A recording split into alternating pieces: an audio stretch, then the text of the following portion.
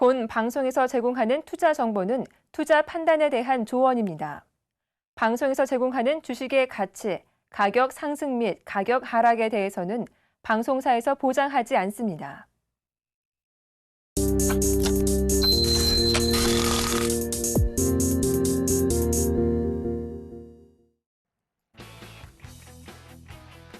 안녕하십니까. 막상막하 투맨쇼 시즌2의 이병군입니다. 자, 내일 메리 크리스마스입니다. 자, 여러분들 자녀분들에게 선물은 다 준비하셨는지 모르겠습니다.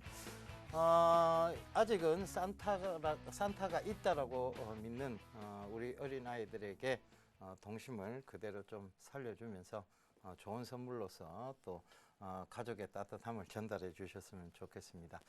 자, 화제 1분 보고 얘기 다시 나눠보도록 하겠습니다.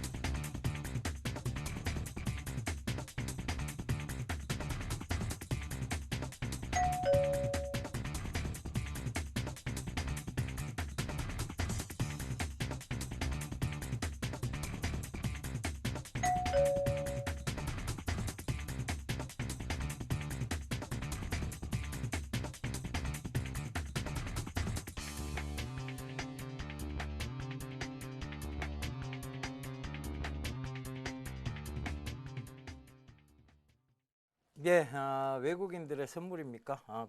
성탄절을 앞두고 외국인들이 조금 매수세로 돌아서면서 시장은 조금 반등이 나왔습니다. 아직은 매수의 규모가 약하긴 합니다만 일단 매도세를 멈추었다는 것, 그것만으로도 시장의 어떤 안정성을 찾아가리라 짐작이 되는 그런 부분이라 좀 여겨질 수 있겠습니다. 자, 오늘도 이런 얘기 두 분 모시고 나눠보도록 하겠습니다. 장대진 멘토님, 정재웅 멘토님 자리해 주셨습니다. 안녕하십니까? 안녕하십니까? 네. 안녕하십니까? 네, 뭐 늘 소개할 때 말이 자꾸 꼬입니다. 네. 예.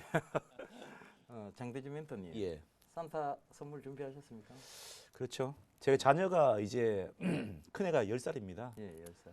10살쯤 되면 저희 어렸을 때만 하더라도 저는 정말 순수했는지 중학교 때까지 우리가 그 양발을 준비하지 않습니까? 예, 예. 요즘에 안 그렇더라고요. 저희 큰애는 크리스마스 선물로 뭐 받고 싶니 물어보니까는 현금 주세요. 알아서 하겠습니다 이러는데요. 사실 관점이 있죠. 뭐 철저하다라고 얘기할 수도 있겠습니다. 예. 예. 좀 뭐 준비 좀 하셨습니까? 네, 저희 애들은 이제 큰애가 7살이고 작은애 4살인데 예. 아직까지는 뭐 순수하죠. 예. 네, 순수하고 장대진 멘토님의 자녀보다는 좀 더 꿈이 있습니다 아직. 그렇기 예. 때문에 제가 이제 한 달 전부터 물어봤죠. 네. 그 산타 할아버지가 무슨 선물 줬으면 좋겠냐. 네. 일관적으로 대답을 하길래 미리 준비했습니다. 예. 네. 두 분 다 참 성실하신 가정을 또 지키시는 가정의 모습을 보여주셨습니다. 저는 저희 아이에게 과감히 얘기했습니다.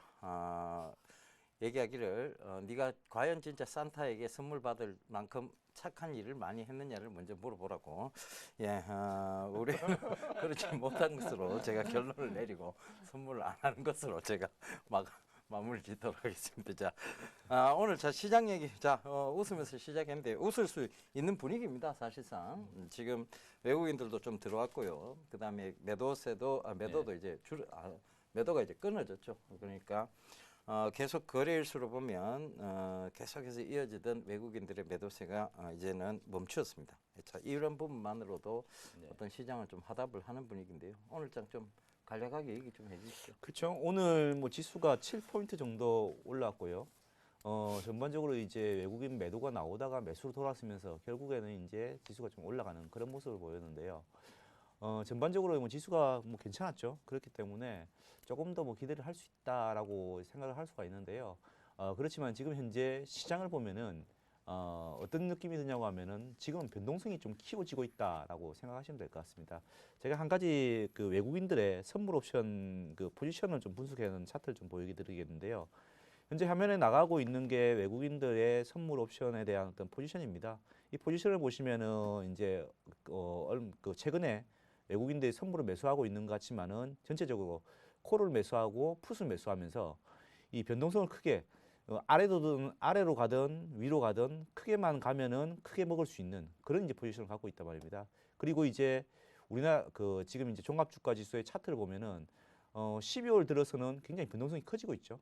그래서 시장이 내리고 오르는 게 중요한 게 아니고 지금은 변동성이 커지고 있다라는 거에 좀 주목을 하셔야 될 것 같고요.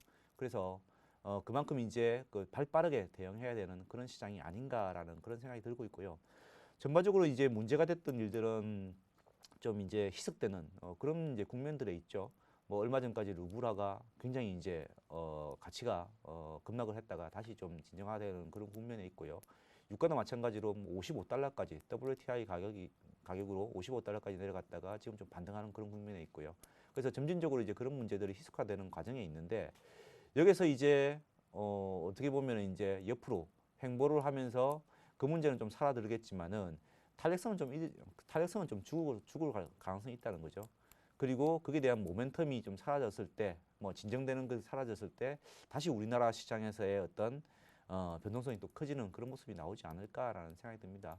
그래서 지금 조금 뭐 연말돼가 좀 올랐지만은 그래도 시장을 잘 관찰하고 종목을 잘 관찰해 가지고요 좀 발빠르게 좀 대응해야 되는 시장이 아닌가라고 생각하고 있습니다. 예, 맞습니다. 지금 시장은 변동성이 좀 확대되고 있는데 외국인들의 이런 선물 포지션이 결국은 위쪽으로 가든 아래쪽으로 가든 한쪽으로 급하게 올라가야만 혹은 또 한쪽으로 급하게 떨어져야만 수익을 크게 거둘 수 있는 양매수 포지션으로 지금 가고 있다는 얘기죠. 그러다 보니까 시장의 변동성은 더욱더 좀 확대되고 있는 것 같습니다. 결국은 이제 외국인들 싸움이에요. 보니까 네, 외국인들이 들어오면 시장이 오르고 외국인들이 빠져나가면 시장이 떨어지고 네. 그렇다면 그들이 일단 방향성을 미리 정해놓고 지금 움직인다는 얘기인데 자 지금의 방향성은 애매모호한 차례입니다 사실상. 그러면 이런 부분들을 좀 짚어주시면서 오늘 장 좀 설명을 해주시죠. 네, 제가 이제 우리가 지난주에 나왔을 때 러시아의 위기를 다뤘습니다. 그러면서 이제 제가 좀 의미 있는 말들을 했죠. 말씀을 드렸는데, 우리나라 지수가 그 서브프라임 이후 또 미국의 신용등급 하락 이후에 1700에서 2100이 큰 박스권을 움직여주고 있는데 1900선, 1700대까지 떨어졌을 때는 뭔가의 사건이 벌어졌다는 것이죠. 그러니까 우려감이 아닌 실질적으로 뭔가 그 디폴트라든지, 뭐 그리스 디폴트가 나왔었고, 그리고 키프로스 디폴트가 나왔었고, 그리고 미국의 신용 등급 하락이 있었고, 이런 뭔가의 사건들이 구체적으로 벌어졌을 때가 1700대가 나오더라. 우려감 가지고는 1900 전후에서 반등이 나온다. 이렇게 말씀을 드렸고, 그래서 지난주 러시아를 다루면서 러시아가 디폴트 위기 우려감이지 디폴트가 날 정도 그 상황에 근접해 있는 상황은 아니다. 그래서 1900 전후에서 시장은 반등이 들어올 가능성이 크다 말씀을 드렸고, 시장은 지난주에 1900을 장중에 이탈하는 모습이 나왔지만서도 어쨌든 1900선 쪽을 짚고 지금 반등이 나오고 있습니다. 그래서 그 우려감이 이제 좀 그 희석화되고 있는 이런 상황이고, 그러다 보니 글로벌 증시가 또 급등을 했죠. 미국을 중심으로 해서 전고점 돌파를 하고 있는데, 상대적으로 국내 증시는 그 글로벌 증시라든지 이런 그 시장 대비해서는 부진한 모습이 이어진다. 그것은 이제 수급 쪽에서의 외국인들 또 달러와 강세로 인한 달러 미국 쪽으로의 자금 회귀 이런 것도 이제 수급적으로 영향을 줄 것이고, 무엇보다도 가장 근본적인 것은 국내 상황이죠. 국내 경제 상황. 그러니까 국내 경기가 계속 침체되고 있는 이런 부분들이 이제 글로벌 증시 대비 약세 국면이고, 사실 이 부분은 해결하기가 쉽지는 않습니다. 그래서 당분간은 국내 증시가 글로벌 증시, 특히 뭐 지금 경기가 좋은 미국 쪽이라든지 이런 쪽, 일본 쪽이라든지 이런 쪽 대비해서는 약세를 보일 가능성이, 그러니까 약할 가능성이 당분간은 크다 이렇게 보여지고, 그러니까 이제 지수 자체도 지금은 1900쪽에서 반등이 나오고 있지만 위쪽으로 보면 저 2000이라는 것이 또 상당히 두터워 보이는 매물대로 지금 작용을 하고 있죠. 그래서 국내 증시의 답답한 모습이 몇 년간 지속되고 있는데 내년에도 진행형이다. 이렇게 보면 되겠고요. 그래서 너무 비관적으로 볼 필요도 없겠지만은 낙관적으로도 볼 필요 없는 뭐 한 그 답답한 시장의 흐름이 이어지고 있는 상황이다. 이렇게 볼 수 있겠습니다. 예, 맞습니다. 이게 뭐 답답한 상황이 조금 이어지는 것 같습니다. 미국은 어느덧 다우 지수가 이제 18,000을 돌파를 했습니다. 그렇다는 것은 그들의 지수, 그들의 어떤 지표 이런 것들이 굉장히 호전이 많이 되었다는 것이고, 그들은 또 막강한 자금력을 동원해서 유일하게 세계에서 달러를 찍어낼 수 있는 나라죠. 그들의 막강한 자금력을 동원해서 지금 경기 부양책을 통한 이런 지표 호전이 이루어졌고, 그로서 또 이제 양적 완화 축소라든가 조기 금리 인상 이런 부분들에 대한 얘기가 나오는 것은 오히려 장기적으로 봤을 때 그들의 경기가 좋아지고 있다는 것을 반증하는 의미이기도 합니다. 그래서 이것은 그들도 이제 호재로 받아들이고 있는 듯한 모습을 보이고 있는데요. 제일 문제는 이제 뭐 사실 다른 외부적 요인보다는 국내의 어떤 기업들의 실적이 좋지 않다는데 가장 큰 문제가 있는 것 같습니다. 이 실적이 좋지 않다 보니까 결과적으로는 네. 어떤 상승에 좀 제한이 있는 것 같아요. 두 분이 그렇죠. 지난주에 저희 강력하게 얘기를 해주셨거든요. 사실 1900선이 무너진다 할지라도 매수의 자리다. 그러니까 결국은 그 밑에 구간에서는 매수를 해야 되고 모아가야 된다는 얘기까지도 해주셨어요. 저 지난주에. 그래서 시청자분들에게 도움이 많이 됐을 것 같은데 이제 지금 반등이 왔단 말입니다. 그러면 이 반등의 폭이 또 어디까지인지 좀 잔인하게 좀 여쭤봐야 될 것 같아요. 그렇죠. 예. 반등의 폭이라고 하면은 우리가 일단 어떤 큰 재료가 없는 이상은 어차피 이제 수급에 따라서 움직일 수밖에 없는 구조거든요. 외국인은 오늘 하루 매수를 했지만은 그 매수가 계속 이어질 수 있느냐는 조금 더 지켜봐야 한다. 보통 이제 우리가 그 분석을 할 때 외국인들의 매수가 추세적으로 간다라는 이야기를 많이 하지 않습니까? 근데 그 추세가 2천억 이상 3일 동안 연속으로 됐을 때 추세가 좀 전환될 수 있구나라고 느낄 수가 있는데 아직까지는 그까지는 안 된 것 같습니다. 오늘 하루 매수가 들어왔거든요. 그렇기 때문에 조금 더 지켜봐야 될 것 같고요. 지금 현재 뭐 그림으로 한번 봅시다. 그림으로 보면은 주가의 어떤 움직임들은 전반적으로 이제 좀 반등을 했다가 뭐 12월 달에 크게 떨어진다는데 다시 이제 반등을 좀 하고 있는데 여전히 너무해서 덜 산. 뭐 원화 베이스로 본다면은 지금 뭐 21선 그리고 61선이 지금 맞닿아 있는 선에 지금 와 있고요. 여기서 얼만큼 잘 뚫고 나갈 수 있느냐 그게 문제일 것 같고요. 그리고 외국인들이 보는 눈, 외국인들 어차피 이제 수급을 따르거든요. 외국인으로 보는 눈 달러로 보면 되는데 달러 베이스를 전환했을 때는 현재의 어떤 모습들은 그 원화 베이스와는 좀 틀리죠. 원화 베이스는 완만하게 그 반등이 좀 많이 일어났지만은 이 달러 베이스로 전환했을 때는 하락 추세가 여전히 이어지고 있다는 거죠. 그렇기 때문에 어느 정도의 지금 그 주가가 여기서 더 상승하려고 하면은 전반적으로 강력한 힘이 좀 필요하지 않겠나라고 생각하고 있고요. 뭐 아래들은 위들은 지금 외국인들은 변동성을 굉장히 크게 원하고 있습니다. 그렇기 때문에 그게 대해서 좀 대비를 좀 해야 될 것 같고요. 그리고 이제 뭐 이제 연말 12월 말이니까는 또 4분기 실적에 대한 이야기들 코멘트가 나올 수밖에 없거든요. 그래서 3분기 실적이 저희가 굉장히 안 좋았단 말입니다. 4분기 실적에 대해서도 마찬가지로 뭐 그렇게 좋은 평들은 없단 말입니다. 그렇게 보면은 그게 대해서도 좀 준비를 해야 되지 않을까라는 생각이 들고 있고요. 현재 뭐 지수가 떨어지지 않는 이유는 아시다시피 올해는 이 정부 쪽에서 요구한 게 배당을 좀 많이 해라. 그리고 아니면 자사주를 매수하든지 뭐 그런 걸 좀 해라라고 했기 때문에 삼성전자가 지금 자사주를 매수하고 현대차가 자사주를 매수하고 이런 것 때문에 어느 정도 방어가 좀 되는데요. 그 부분들이 사라졌을 때 뭐 저는 1월 초 정도로 보는데요. 지금 그 삼성전자의 자사주 매수가 한 50% 이상이 진행됐거든요. 그러면 뭐 하루에 뭐 8만 주씩 매수가 들어온다고 하면 한 12주 정도밖에 안 남았거든요. 그럼 1월 달 뭐 중순, 빠르면 중순 정도 되겠는데요. 그 정도에서는 어떤 방향성이 좀 크게 생기지 않을까라는 생각을 하고 있습니다. 그래서 지금의 어떤 시장이 여기서 강하게 정말 올라가지 않는다고 하면은 달러 매수를 볼 때도 이 금방 제가 보여드렸던 차트 추세선 지금 하락으로 하고 있는데 그걸 돌파를 해가지고 강하게 올라가지 않는다면 외국인들의 생각이 바뀌지 않는다라고 생각하고 있거든요. 그래서 지금은 강한 어떤 그 모멘텀이 필요한 것 같고요. 현재로서는 아직까지 안 보인다라고 이야기 드리겠습니다. 예.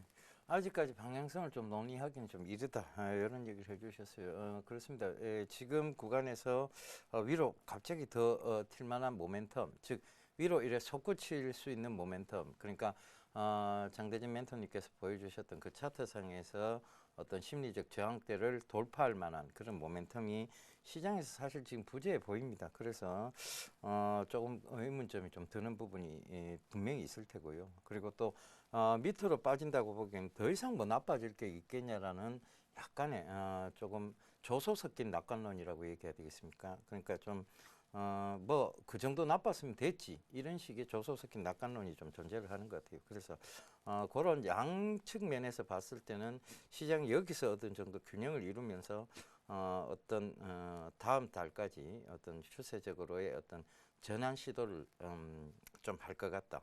거기서 이제 또 나오는 것은 모멘텀이 될 테고 그 경기 부양책에 대한 확실한 모멘텀이 될 것 같은데 사실 어제 좀 발표가 났었습니다. 그 최경환 행정부에서 또 좀 더 경기 부양책을 좀 지속적으로 하겠다.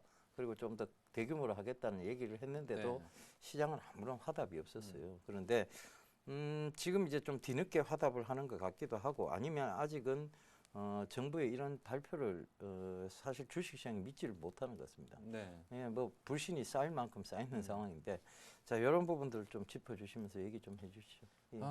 그 일단 뭐 시장부터 말씀을 예. 드리면 그 제가 이제 지난주에도 성장성을 얘기를 많이 했습니다. 예, 주식에 맞습니다. 대해서 예. 성장성을 얘기를 많이 했고 주식시장은 성장성에 있는 종목에 베팅을 하게 된다. 그래서 성장성 있는 종목들이 저평가 있는 종목들보다 좀 더 비싸더라도 가는 이유가 주식은 꿈을 먹고 살기 때문이다. 이렇게 말씀을 드렸었는데 우리나라 시장 그러니까 그게 개별 종목에만 국한이 되느냐? 그렇지 않죠. 그렇지는 않고 이 종합주가지수라는 시장을 한 가지 종목으로도 볼 수 있습니다. 그러니까 대한민국 경제 대표 지수라는 걸 한 종목으로 볼 때 국내 종합주가 그러니까 국내 시장을 외국인들이든 그 국내 투자자들이든 평가를 할 때 어느 시장보다 저평가돼 있다고 얘기를 하죠.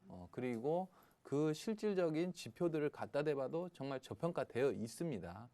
그런데 지수가 못 가는 이유는 뭐 때문이겠습니까? 당연히 지금 성장성이 안 보이니까 못 가고 있다.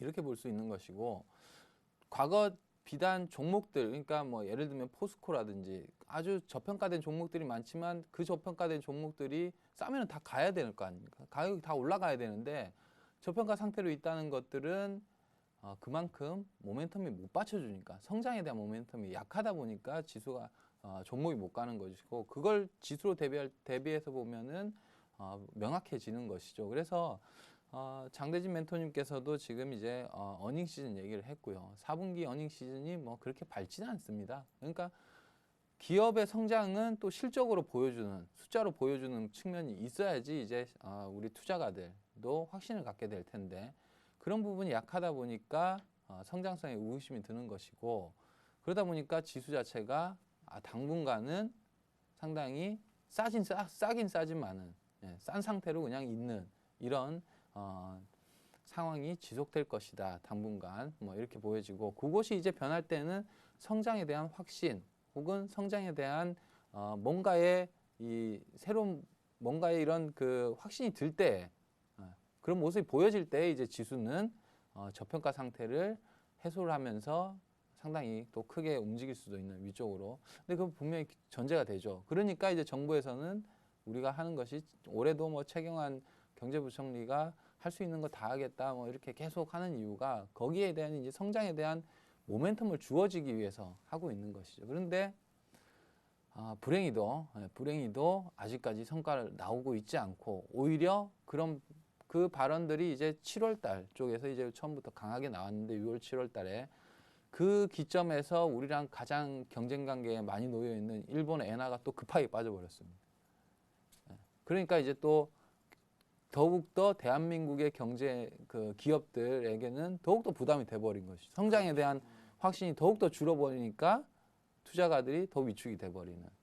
지금 정부의 정책들이 저는 좀 더 새롭고 혁신적이어야 된다 이렇게 보고 말씀을 드리게 되는데 뭐 그게 구체적으로 어떤 것이 나와야 된다 이런 부분들은 정책 당국자들이 더 잘 알겠죠. 기획하는 제가 뭐 그렇게까지 기획할 정도는 아닐 테지만은 어쨌든 지금에 나오는 대책 이 정도의 그 발표들 뭐 아니면은 추진력 가지고는 시장이라든지 또 기업들에게 확신을 주기가 어렵다는 것이죠. 예. 모멘텀을 주기가. 그래서 일본 역시 그런 과정을 겪으면서 장기 침체가 왔듯이 우리도 지금 일본식으로 안 가기 위해서 노력은 하고 있지만 그 노력이 일본에 벗어날 수 있는 노력 정도로 안 보인다는 것이 지금 시장 참가자들의 눈에는 또 기업들의 눈에는.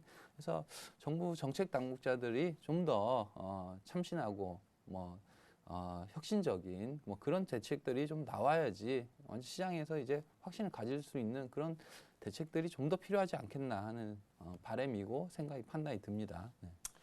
예, 일단 만족스럽지 못한 어떤 발표다. 그러니까 결과적으로 보면 조금 더 공격적인 어떤 성향의 어떤 경기 부양책이 있어야 되지 않느냐라는 얘기를 좀 돌려서 해주신 것 같습니다. 그렇습니다. 지금 시장의 어떤 강한 상승세를 만들어내기에는 무엇보다 필요한 것이 바로 이런 성장성에 대한 부각인데요. 이 성장성은 때론 정책에 의해서 부각이 되기도 합니다. 그래서 그런 정책에 대한 증시 부양책에 대한 어떤 그거를 저희가 계속 기대를 해보는 것이죠. 자, 정부는 하루속히 좀 경기를 부양할 수 있는 확고부동한 의지를 보여주고 그 의지를 통해서 증시가 좀 부양이 됐으면 하는 바람 전해드리면서 이제 오늘 얘기는 여기로 좀 마감을 하고요. 오늘 저희가 살펴봐야 될 이슈 한번 보고 오도록 하겠습니다. 정부의 부동산 3법 타결과 관련해 시장의 반응이 엇갈리고 있습니다. 투자 심리 개선에 대한 희망의 목소리가 높은 반면 일각에서는 기대에 못 미치는 내용과 법안 자체가 오랫동안 계류됐던 만큼 실효성이 떨어질 수 있다는 우려가 제기되고 있습니다. 일단 오늘 주식시장에서 건설주의 상승세는 눈에 띄었습니다. 건설업종 지수는 전날보다 1.5% 상승했고 대우건설과 현대산업 등이 강세를 보였습니다. 이를 두고 증권업계에서는 정책 불확실성이 사라졌다는 점에서 긍정적으로 보고 있습니다. 시차는 있었지만 국회가 연내 처리를 약속한 상황에서 실익이 있을 것이라 판단하고 있는 것인데요. 다만 법안이 통과된다 하더라도 관련주의 가파른 상승세는 기대하기 어렵다는 의견도 있습니다. 부동산 3법의 국회 국토위 통과, 과연 건설주의 연말 선물이 될 수 있을까요? 잠시 후 건설주의 향후 전망과 미리 선점할 수 있는 유망주까지 전격 공개됩니다. 예, 부동산의 3법 타결 뭐 이런 것이 어떤 오늘 이슈로 좀 선정이 됐는 것 같은데요. 부동산은 결과적으로 건설 경기의 침체는 어떤 부동산의 규제 때문에 생긴 것이고 이 부동산의 규제가 결국은 건설 경기의 침체를 가져온 거라고 저는 보여집니다. 돈을 많이 쓰도록 만들어줘야 되는데 돈을 쓰지 못하도록 규제를 했기 때문에 더더욱 원래 돈이 많은 사람들이 돈 욕심이 더 있습니다. 그런 사람들에게 그 욕심을 부릴 수 있는 털을 마련해 줘야 되는데 이것을 서민을 위한 정책이랍시고 너무 묶어두다 보니까 서민은 서민대로 위한 정책이 안 되고 결국은 부동산은 부동산대로 또 침체되면서 건설 경기까지 같이 좀 하락을 하는 그런 모습인데요. 건설 경기 하락하다 보니 결국은 또 주식시장도 좋지 못했습니다, 사실. 자, 이런 지금 이제 부동산 3법이 이제 통과가 되긴 됐는데, 자, 이게 증시에 어떤 영향을 좀 미칠까? 부동산 경기가 과연 살아 돌아올까요? 그렇죠. 지금 이제 부동산을 살리고자 하는 정부의 의지는 아마도 이제 박근혜 정부에서는 계속적으로 노력을 할 거라 생각하고 있습니다. 어차피 뭐 지금 부동산 시장이 좀 살아야지. 과거에도 이제 부동산 시장이 살았을 때 전체적으로 경기에 온기가 좀 퍼지거든요. 그렇죠. 그만큼 부동산이 중요하다는 건데요. 그래서 이제 부동산을 이야기하는데 이번에 부동산의 어떤 그 부동산 3법과 관련해서 국토위에서 통과한 내용들을 보면은 재건축 위주의 어떤 뭐 수혜가 예상되지 않겠나라고 지금 생각하고 있습니다. 현재 뭐 재건축과 관련해 가지고 그동안 재건축 초과 이익 환수제를 뭐 17년까지 유예를 또 하고요. 그리고 이제 전반적으로 이제 뭐 요구 관련해 가지고 이런 그 조치들을 좀 풀면서 이 재건축과 관련된 어떤 이야기들이 많이 나오지 않을까라는 생각이 들고요. 오늘도 마찬가지로 이제 그 주식시장에서 보면은 이 해외 건설 관련된 어떤 그 건설회사보다는 국내에서 주택 건설하는 업체들의 어떤 상승이 돋보였거든요. 오늘 보더라도 이 국내에서는 지금 이제 주택 건설하는 업체를 보면은 현대산업이 제일 탑픽이거든요. 그래서 대형 건설사 중에서는 현대산업이 오늘 가장 많이 좀 올랐고요. 그리고 이제 그 건설 관련해서 건자재 업체들 그동안 좀 부진했었는데요. 뭐 KCC를 비롯해서 뭐 LG 하우시스, 한센까지 강하게 상승하는 모습을 좀 보였습니다. 그래서 이번에 이제 그 통과된 국토에서 통과된 3법이 재건축 위주고 그리고 그에 대해서는 건자재 업체하고 국내 주택 건설을 하고 있는 대형 업체들 좀 수혜가 예상된다라고 볼 수가 있습니다. 다만 이제 이게 뭐 단기적으로 저는 뭐 영향을 미치지 않을까라는 생각이 드는데요. 어차피 전체적인 흐름은 지금 우리나라가 뭐 고령화가 되고 그리고 이제 이 전체적인 어떤 인구 조상을 본다면은 나중에 이제 인구가 더 줄어든다는 이야기가 있거든요.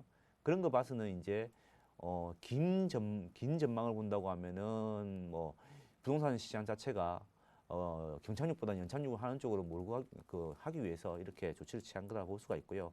단기적으로 본다고 하면은 부동산 시장, 특히 뭐 재건축 쪽에서는 상당히 좀 뭐 활기를 띨 수 있는 그런 법안 통과가 아닌가라는 생각을 하고 있고요. 그래서 저는 뭐 주식 시장에서는 건설업과 관련된 종목은 현대산업, 그리고 이제 뭐 건자재와 관련된 그 종목은 LG 하우시스 이 정도를 좀 탑픽을 뽑아가지고 좀 유심히 봐야 되지 않을까라고 생각합니다. 예, 부동산 3법 통과가 결국은 이 건설 경기의 어떤 불씨를 조금 살릴 수 있는 계기는 될 수 있을 것이다. 그래서 탑픽으로는 현대산업과 중소형 건설사 쪽에 뭘 꼽아주시죠? 예? 예. LG 하우시스. LG 하우시스. 예. 그러니까 LG 하우시스를 좀 탑픽으로 꼽아 주신 것 같습니다. 자, 비슷한 얘기를 좀 물어봐야 될 것 같습니다. 네. 정정 멘토님. 이게 네. 뭐 제가 봤을 때 음.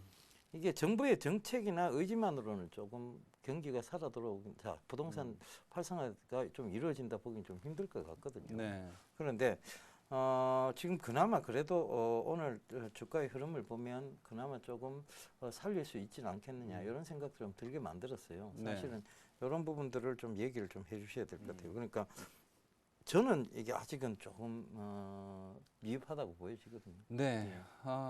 이제 뭐 부동산 그 활성화 대책이 또 나온 것이죠. 그 지금 이제 이번에 그 부동산 활성화 대책의 뭐 가장 큰 그 방점이라고 본다고 하면은 재건축 초과이익 환수제가 유예가 되는 부분, 3년 유예가 된 부분이고 분양가 상한제가 완화된 부분, 민간 부분에서는 완화가 되었고 이 두 가지가 국내 건설 경기에는 건설 업체들한테 상당히 유리할 국면이 진행이 될 수 있다. 이것이 이제 건설주들을 오늘 올린 이유이고요. 물론 건설사들이 꾸준히 요구했던 부분입니다. 그러니까 저는 이것이 부동산 경기를 뭐 연착륙 시킬 수 있을 정도의 파괴력을 가질 것이냐, 아니면 정부가 기대한 대로 좀 부동산 시장에 온기가 퍼질 것이냐, 그러기에는 상당히 부족하다는 것이죠. 부족하다는 게 이 정책이 부족하다는 것이 아니고 이 정책이라는 것은 타이밍입니다. 그러니까 국내 이제 뭐 정책 당국자들의 그 대상인데 똑같은 대책을 내놓더라도 이 부동산이라는 거는 부동산은 투자의 대상이라고 본다고 하면 심리가 또 상당히 크게 작용할 수 있지 않습니까? 그렇다고 하면 이 심리를 일으켜주는 거는 타이밍인데 타이밍 조절을 상당히 못하고 있다는 것이죠. 예를 들면 이런 거예요. 그러니까 같은 걸 내놓더라도 하나 내놓고 하나 내놓고 하나 내놓고 하나 내놓고 이렇게 해서 5개를 주는 거하고 한꺼번에 5개를 확 주는 거하고 이건 받는 사람 입장에서는 5개가 한꺼번에 왔을 때가 훨씬 더 커 보인다는 것이죠. 이렇게 하나 내놨다가 또 하나 다 먹으면 하나 줬다 이것보다는 그러니까 이 심리를 좀 이용을 해야 되는데 지금까지의 이 부동산 대책을 보면 정부 뭐 국회 입법하는 거나 이런 거 보면 시차가 상당히 안 맞아요. 그러니까 뭔가 조금 나왔다가 이거 안 먹히네. 그러니까 또 조금 내놓고 계속 안 먹히죠. 이거는 계속 안 먹혀요. 예. 한꺼번에 미국도 이 2008년 서브프라임 부동산 위기가 와서 경제 위기가 왔잖아요. 근데 지금 미국 쪽은 어떻습니까? 경기도 회복되고 있고 부동산 경기도 회복이 되고 있습니다. 그렇죠. 예. 그렇죠. 이것은 국내가 좀 우리가 뭐 일본을 답습하지 말아야 된다 이렇게 뭐 얘기들을 많이 하는데 저는 오히려 미국 쪽의 그 정책들을 어떻게 이 경기 부양책을 썼나 미국은 지금 성공을 하고 있으니까 일본을 보지 말고 미국을 좀 봤으면 좋겠어요. 미국은 강력하게 씁니다. 예. 강력하게. 그러니까 부동산이 침체돼서 경기가 침체가 됐다. 그러면은 회복을 시키려면 부동산 시장을 회복되면은 경기 회복이 되는 것이 아니고 경기가 회복되게 되면 부동산이 따라 올라올 것이다. 이거를 쓴 거예요. 그러니까 부동산과 경기를 따로 놓고 본 것이 아니죠. 먼저 경제를 회복시켜줘야 부동산이 따라 올라온다. 이걸 같이 쓴 것이죠. 근데 국내에 보면은 증시 따로, 부동산 따로, 경제 대책 따로입니다. 효과가 이렇게 그 시너지 효과가 전혀 날 수 없게끔 타이밍 조절도 못하고 이런 것이죠. 그러니까 이 부분이 대책이 안 좋아서가 아니고 이 대책의 효과의 극대화를 지금 못 내고 있다는 것이죠. 이번에도 마찬가지, 이번에도. 그래서 지금 이 재건축 초과 이익 환수제 나왔고 그 분양가 상한제 완화시킨 거 이건 그 부동산 업계 그러니까 건설업계는 부동산 상당히 원했던 거예요. 원했던 것인데 정부의 기대만큼 효과가 나오지 않을 가능성이 저는 크지 않을까 이렇게 보고 있고요. 그래서 국내 건설주들은 수혜가 될 것이다 이렇게 보고 있지만은 상당히 제한적으로 될 것이다. 결국은 국내 건설주들은 이것이 되면서 재건축 시장이 활성화되고 분양이 잘 되고 분양가 상한제가 폐지된 것은 고가의 주택을 지을 수 있던 여력이 된 것이고 그러면은 고가의 주택이 팔리려면은 부동산 경기가 좋든 국내 경기가 좋아서 소비자들이 써야 팔릴 거 아닙니까? 근데 지금 그렇지 않다는 것이죠. 그런 분위기를 만들어줘야 되는데 그런 분위기가 좀 미흡하다. 그래서 당장의 효과가 오늘은 건설주들이 올랐지만은 그렇게 큰 효과를 기대하기는 좀 어렵지 않겠나 이렇게 보고 있습니다. 예, 결국은 이제 너무 이래 찔끔찔끔 줬다. 그러니까 사람이 그렇습니다. 이게 수혈 수준이 되면 안 되죠. 정말 힘들다. 수혈 조금 받고 조금 또 그 수혈 받은 상태에서 또 움직이다 보면 또 힘들어집니다. 그러면 또 힘들다 수혈 조금 받고 이런 식이 아니라 아싸리 크게 좀 줘버렸다면 오히려 이런 사태를 좀 막을 수 있었지 않느냐. 왜 선제적인 대응을 하지 못하고 늘 조금씩 줘서 거기서 일단 바꿔보자는 식의 대응을 하느냐에 대한 부분을 꼭 좀 짚어주신 것 같아요. 자, 그렇습니다. 이게 너무 조금 지지부진하다, 미흡하다라는 생각을 매번 어떤 정책이 발표 나올 때마다 와, 시원하다는 느낌 별로 없습니다. 조금 아쉽다. 뭔가가 좀 부족하다. 이런 느낌만 계속 주는 것 같아요. 그러다 보니까 강력한 경기 부양은 이루어지지 않고 있다는 거. 그것이 주요 포인트 같습니다. 1인 가구가 많이 등장했어요. 사실은 지금 두 분은 다 가정에 계시고 하지만 사실 결혼을 좀 기피하는 쪽들도 생겼고 그리고 또 결혼했다가 다시 1인 가구로 돌아오는 뭐 돌싱이라고 얘기를 하죠. 다시 돌아온 싱글족들도 생겼고 이래서 1인 가구가 많이 등장하다 보니까 사실은 큰 평수의 어떤 아파트보다는 사실은 굉장히 중소형 아파트가 좀 인기 있는 것은 사실입니다. 그러다 보니까 오히려 더 건설 경기 쪽에서는 사실 큰 평수를 팔아야 돈이 되거든요. 그죠?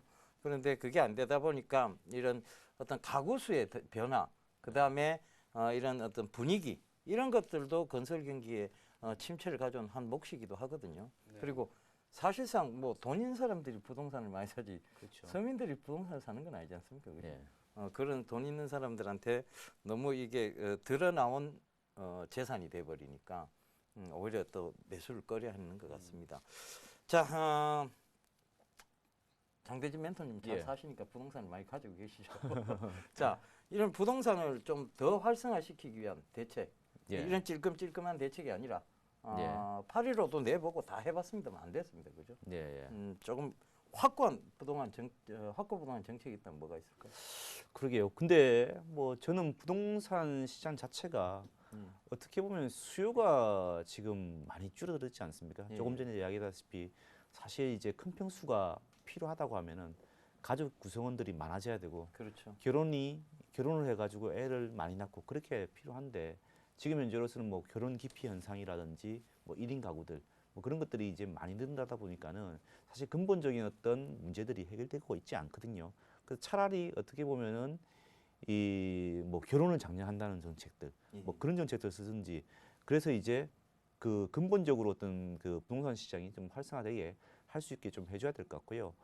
지금 이제 뭐 부동산에 대해서 어떻게 보면은 이 가격이 떨어진다는 것에 대해서 겁이 나서 그런 거거든요. 뭐 지금 현재 아시다시피 이제 전세 비율이 굉장히 높아지지 않습니까? 그런데도 불구하고 집을 안 사는 이유가 집값이 떨어지지 않을까라는 그런 것 때문이거든요. 그에 대해서 뭐 정부가 어떤 확고한 어떤 뭐 신호를 보내줘야 되지 않을까라는 생각이 들고 있고요. 그리고 전반적으로 이제 뭐 그 부동산의 어떤 움직임들 자체를 좀 안정적으로 할 수 있게 강력하게 대책을 좀 세워줬으면 좋겠고요. 뭐 그것은 뭐 정책 당국자들이 더 잘 알겠죠. 예. 뭐 그런 부분들이 좀 나와야 될 것 같습니다. 맞습니다. 이 정책 위반자들이 좀 더 잘할 수 있는 부분인데 그들이 좀 미온적으로 대처하는 것 같습니다. 두 분의 얘기는 공통된 것 같습니다. 일단은 부동산이 중요한 게 아니라 부동산을 살리려면 경기부터 살려야 된다. 이 얘기를 가장 강력하게 해주신 것 같습니다. 자, 오늘 저희 이슈는 이렇게 좀 정리를 하고요. 이제 우리 멘토님들 수익률 확인해 보고 오도록 하겠습니다.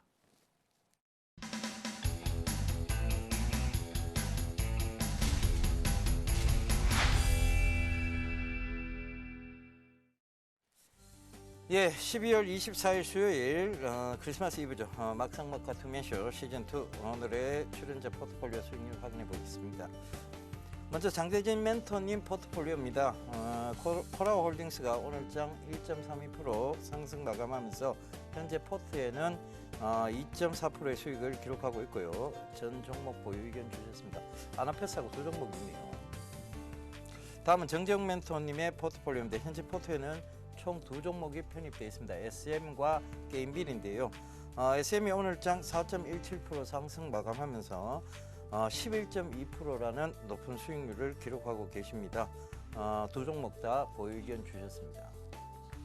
자, 이번에는 포트폴리오 수익률 베스트입니다. 자, 2위는 정정 멘토님이 SM의 SM 11.2%로 단숨에 2위로 등극했고요.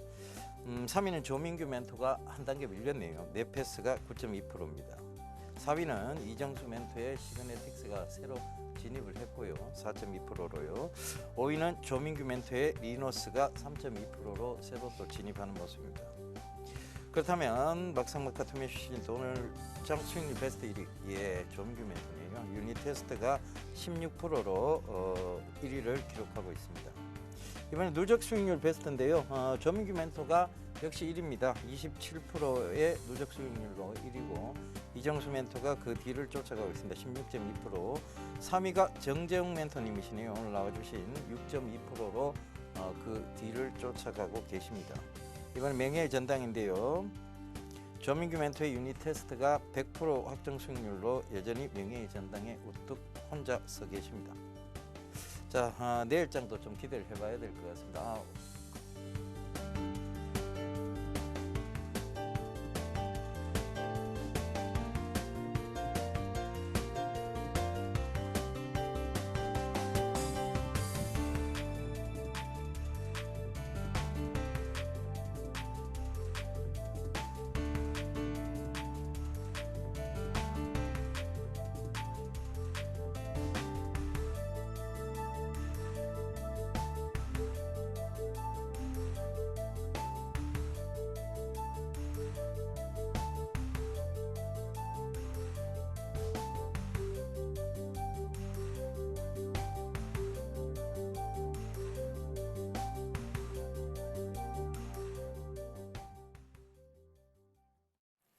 예, 오늘 두 분 포트폴리오 점검 먼저 하고 또 오늘 히든카드 들어보도록 하겠습니다.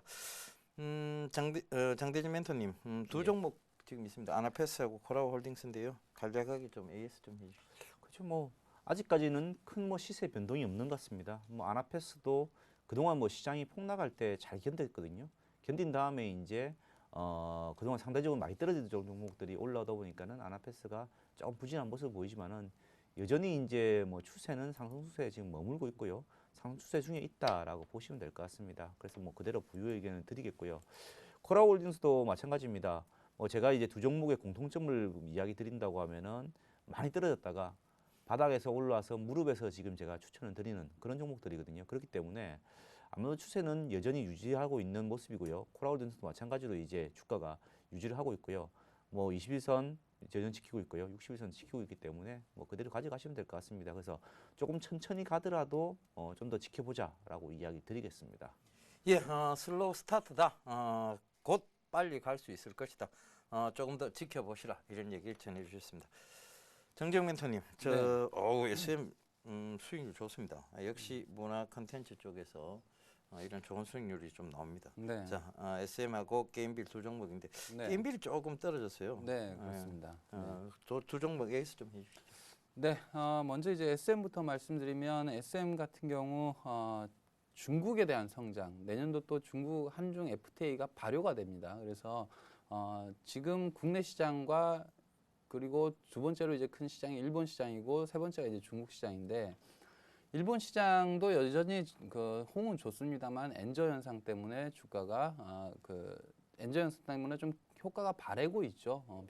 바래고 있지만은 중국이라는 또 더 큰 시장이 내년부터 본격적으로 열린다 이렇게 보시면 되겠고 거기에 대한 기대감은 여전히 유효하다 보시면 되겠고 수급 부분 잠깐 보도록 하겠습니다. SM 수급 부분 보면은 지금 연기금이 계속 지속적으로 매수를 하고 있죠. 연기금 같은 경우 지속적으로 매수를 한다는 것은 SM의 중장기적으로 전망을 밝게 보고 매수를 하고 있다. 그래서 이 기관들 특히 연기금의 매수세가 지속적으로 유입될 가능성이 크기 때문에 목표가 4만 원 유지를 하도록 하겠고요. 주가의 움직임에 따라서 목표가를 상향할 수도 있다. 기존의 투자 의견 유지하도록 하겠고 게임빌 말씀을 드리면 게임빌 차트를 보면서 간략하게 말씀을 드리죠. 지난주 이제 말씀을 드렸는데 지난주 12만 원권에서의 이제 반등하는 모습이 나왔습니다. 그래서 게임빌의 상당히 수익성 좋은 이 자체 퍼블리싱 이 부분에서의 수익성 이런 것 부분 검증이 되었다. 그리고 내년도에도 게임 라인업들을 볼 때에 신규 게임들의 역할로 인해서 게임별의 주가는 반등이 나올 것이다. 이렇게 보고 추천을 드렸고요. 사실 이번 주 한 주간의 모습은 제 예상보다는 단기적으로는 조금 부진한 모습이에요. 그래서 주가의 흐름은 좀 더 추적을 하도록 하겠습니다. 그래서 혹시 투자 의견이 지금은 기존에 지난주 말씀드렸던 투자 의견을 유지를 하는데 혹시 변경이 있다고 하면 제가 따로 또 통보를 드리도록 하겠습니다. 예, 두 종목 간략하게 짚고 왔습니다. 제가 SM 그때 설명하실 때 100만 안티를 양성하는 얘기를 했었죠. 소녀시대도 늘린다는 얘기를 드렸었는데 그게 좀 기억이 남습니다. 자, 오늘 또 이제 두 분의 히든카드 봐야 될 것 같습니다. 장대진 멘토님부터 좀 보고 오도록 하겠습니다. 장대진 멘토님 오늘 히든카드하고 추천 포인트 그리고 가격 전략까지 같이 제시를 좀 해주시죠. 예, 그렇습니다. 오늘의 히든 카드는 제가 블루콤을 가지고 왔습니다. 아시다시피 이제 스마트폰에 관련된 주식이라고 보시면 되는데요. 이 업체가 하는 일은 마이크로 스피커 그리고 리니어 진동 모터라는 IT 부품 생산 업체인데요. 이 업체의 최대 이제 매출을 기여하고 있는 것은 블루투스 헤드셋이라고 보시면 됩니다. 이 전반적으로 이제 스마트폰 시장이 이제 포화가 됐다. 더 이상 뭐 기능이 발달할 게 없다라고 하지만은 지금 웨어러블 시장, 뭐 시계 쪽으로 발전하든지 아니면 이제 다른 쪽으로 발전하든지 아니면 헤드셋 쪽으로 발전하든지 이 웨어러블 시장 쪽은 전반적으로 이제 계속적으로 커가고 있는 모습이거든요. 그래서 그게 맞는 업체가 블루콤이 아닌가라는 생각이 듭니다. 물론 이제 3분기 쪽에 실적이 조금 안 좋았습니다. 그러다 보니까는 이 지난 이제 6월에 고점을 찍고 주가가 10월까지, 11월까지 주가가 좀 내려왔습니다. 11월부터는 이제 다시 주가가 반등하는 이유는 아마도 이제 웨어러블 시장, 블루투스 시장은 여전히 성장이 가능하다라는 쪽에 이야기들이 나오고 있고요. 특히 이제 이 회사는 LG전자에 납품을 하고 있고요. LG전자에서 납품을 하고 있는데 검색 키워드라고 하죠. 이 포털에서 검색을 하는 이제 콜리 수가 계속적으로 증가를 하고 있답니다. 그만큼 이제 웨어러블 시장에 대한 어떤 관심이 높아지고 특히 블루투스 시장이 관심이 계속적으로 높아지고 있다는 거거든요. 그렇기 때문에 이 3분기에는 뭐 재고 조정으로 인해 가지고 조금 이제 부진했지만은 4분기 그리고 이제 내년에는 좀 더 커질 것이다라고 생각하고 있습니다. 그리고 이제 이 업체가 또 중국 샤오미라는 핸드폰 업체에다가 이제 또 이제 납품을 좀 하고 있는데요. 중국 샤오미가 이제 중국 내에서 지금 이제 삼성전자 제치고 이제 1등을 했다라는 뉴스도 나왔었는데요. 그만큼 이제 성장이 빠르게 되고 있는 업체이기 때문에 그게 납품하고 있기 때문에 또한 이제 이 블루콤을 또 한번 집중적으로 봐야 되지 않을까라고 생각합니다. 그리고 이제 수급적인 면에서 본다고 하더라도 12월 이후에는 기관들이 계속적으로 매수가 들어오는 그런 모습을 보였거든요. 그래서 기관들의 매수가 있음으로 인해 가지고 수급이 양호하다는 점을 이야기 드리겠습니다. 그리고 제가 차트를 보면서 또 추가적인 전략 이야기 드리겠습니다. 조금 전에 이야기했던 부분들, 뭐 6월 이후에 이제 주가가 그 흘러내렸던 부분들은 3분기 실적이 좀 부진하면서 이렇게 흘러내렸었거든요. 그 이후에 11월부터 이제 주가가 올랐던 거는 아무래도 이제 3분기 실적을 마지막으로 4분기보다는 터닝한다라는 기대감이 있기 때문에 주가가 올라간 것이 생각하시면 되고요. 12월부터는 이제 기관들이 꾸준하게 매수가 들어오고 있는데 투자 주체별 매매 동향을 보시면은 지금 이제 10일부터 해가지고 기관들의 매수가 들어온 것이 보이죠. 그래서 기관들의 어떤 탄탄한 매수로 인해 가지고 주가가 전반적으로 올라가고 있고요. 이 전반적으로 4분기 실적, 뭐 내년 실적, 뭐 성장성이 있는 업체이기 때문에 조금만 좋게 나온다고 하면은 다시 한 번 더 주가가 탄력적으로 움직일 수 있다는 부분을 이야기 드리겠고요. 오늘 이제 주가가 좀 부진한 모습을 보였기 때문에 내일 뭐 부진한다고 하면은 오히려 저점 매수가 되지 않겠나라고 생각하고 있습니다. 그래서 오늘 뭐 당일 종가 기준으로 해가지고요. 일단 매수 추천을 좀 드리겠고요. 주가의 흐름상을 보면은 좀 느리지만은 주가는 어느 정도의 이제 탄력을 가질 수 있는 부분들이 좀 조만간에 나올 것 같습니다. 그렇게 된다고 하면은 단기로는 한 18,000원 정도를 보고 투자를 하시면 될 것 같고요. 아래쪽에서는 뭐 중요한 선이 지금 이제 그 추세선을 그어보면은 이제 12,800원 선이 걸리거든요. 그래서 12,800원이 깨지지 않는다고 하면은 이 종목은 좀 가져가 보자라고 이야기 드리겠습니다. 예, 블루콤 가격 전략 제시해 주셨습니다. 14,200원 매수가, 목표가 18,000원, 손절가 12,800원 제시해 주셨으니까요. 참고들 하시고, 그 다음에 제가 조금 이따 다시 얘기 나눠보도록 하고요. 이번엔 정재영 멘토님 히든카드와 가격 전략까지 들어보고 오겠습니다. 네, 오늘 종목은 인선 ENT입니다. 네. 인선 ENT 신규 사업 부분에 주목을 하는데요.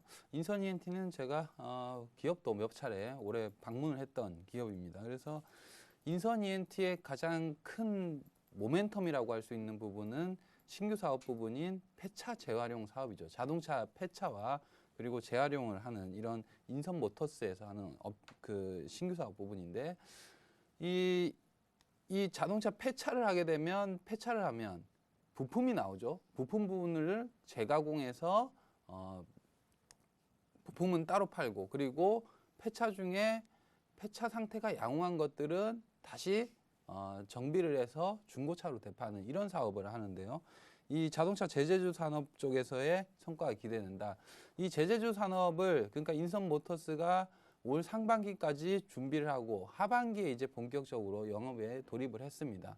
근데 신규 사업을 시작을 했는데 벌써 4분기부터 흑자 전망이 나오고 있어요. 그래서 월별로는 지금 흑자가 나오고 있는 이런 상황이고 이렇게 본다고 하면 신규 사업 보면서 상당히 빠르게 성과를 가져가고 있다 이렇게 볼 수 있습니다. 그래서 신규 사업의 성공이 인선 ENT의 주가에 상당한 모멘텀이 될 것이고 내년도에 또 정부 정책에 대한 수혜가 예상이 되는데요. 이제 정부 정책에 이제 전자 제품 및 자동차의 자원 순환에 관한 법률 이것이 이제 개정이 되면서 자동차 재활용 비율이 현재 85%에서 95%까지 늘려야 됩니다. 늘어나게 돼야 되는데 이것을 할 수 있는 것이 지금 국내에서는 인선 ENT밖에 없습니다. 인선 모터스밖에 없기 때문에 이런 그 자동차의 정책 모멘텀, 폐차와 재활용에 대한 정책 모멘텀을 얻고 그리고 중고 부품 시장도 국내는 상당히 협소하지만은 이 시장이 상당히 성장성이 있는 시장으로 보여집니다. 그래서 내년도에는 시장 확대에 대한 수혜도 받을 수 있다. 그래서 본격적으로 내년도에는 인선 모터스의 실적이 인선 ENT로 잡히면서 상당히 큰 폭의 실적 증가 예상되는 종목이다. 이렇게 볼 수 있겠습니다. 차트를 보면서 매매 전략을 말씀을 드리죠. 차트를 보면은 올 초반에 2,000원대 하던 주가가 인선모터스 신규 사업에 대한 기대감으로 4,000원까지 상승한 이후에 지금은 3,000원에서 4,000원의 긴 이 횡보 과정을 보이고 있습니다. 이 횡보 과정은 무슨 의미냐면은 신규 사업에 대한 기대감은 반영이 되었고 성과가 나오는지 안 나오는지를 보겠다. 성과가 나온다고 하면 그때 추가적인 상승이 나오겠다. 2차 큰 상승이죠. 그렇게 나올 것이다. 이렇게 보는 것이고 지금 실적을 볼 때 4분기에 흑자 전환하고 그리고 본격적으로 내년 연도에 성장성이 예상이 된다. 근데 올해 하반기에 신규 사업이 벌써 흑자가 나기 시작했다. 상당히 고무적입니다. 그래서 주가는 조만간에 박스권 돌파하면서 내년도에 또 큰 상승이 예상이 되는 종목이다. 이렇게 볼 수 있겠고요. 그래서 수급 부분은 잠깐 보면은 수급 부분 보면은 최근에 인선 ENT로 투신권에서 이제 매수세가 유입이 되고 있습니다. 그래서 기관 쪽에서도의 이 인선 ENT에 대한 기대감 그리고 최근에 모터스에 대한 실적 이런 것들에 기대감이 있는 것으로 판단이 되고요. 따라서 목표가 매수가는 이제 3,600원 선을 말씀을 드리도록 하겠고 목표가는 이 4,000원권이 돌파가 된다고 하면 내년도에는 6,000원 정도까지도 상승을 장기적으로 할 것으로 보여집니다. 그래서 목표가 6,000원, 손절가는 박스권 하단부를 이탈하는 3,000원을 손절가로 제시하도록 하겠습니다. 예, 지금 두 분 다 너무나 좋은 종목을 좀 들고 나와주셨습니다. 인선 ENT 매수가 3,600원, 목표가 6,000원. 손절가 3,000원 제시해 주셨으니까요. 참고도 하시고. 두 분 종목도 너무나 좋습니다. 블루콤은요. 지금 샤오미에 대한 부분들에 분명히 수혜를 입을 것입니다. 자, 샤오미 같은 경우에 지금 가전제품도 가전회사에 또 투자를 했습니다. 2,200억 정도. 자, 이런 것들은 결과적으로 이 블루투스 기능을 모든 가전에 좀 입혀보겠다, 활성화시키겠다는 또 이게 반증이기도 하고요. 인선 ENT 같은 경우에는 지금 또 환경 문제와 대두되어 있습니다. 내년부터 온실가스 이제 감축에 대한 얘기들이 화두가 될 수 있습니다. 그런 부분에서 두 분의 종목 다 너무나 좋은 종목을 들고 나오셨으니까 여러분들 참고 많이 하시고요. 저희는 이만 물러가고요. 내일 즐거운 성탄절 보내십시오. 그리고 그 다음 날인 금요일 날 찾아뵙도록 하겠습니다. 지금까지 시청해 주셔서 대단히 감사합니다.